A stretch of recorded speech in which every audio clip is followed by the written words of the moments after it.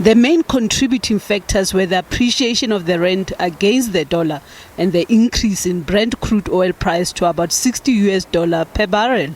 This is likely to have a negative impact on food prices, which have been going up in recent months. Fuel prices are set to rise significantly at midnight tonight.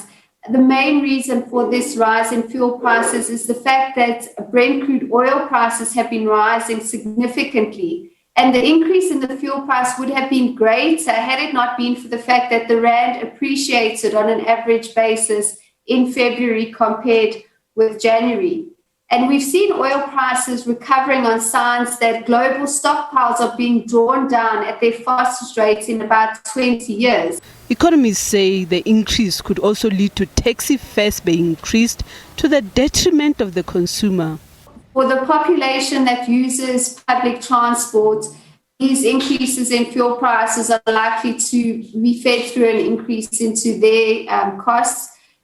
For the consumer that has managed to retain their jobs through lockdown and hasn't been faced with salary cuts, they've seen an improvement in their disposable incomes because they're working from home. The need to travel less is there. And the cumulative 3% cut in interest rates last year has meant that servicing debt is cheaper. It's expected that the increase in the fuel levy and the road accident fund announced during the budget speech will lead to the petrol price increasing again next month.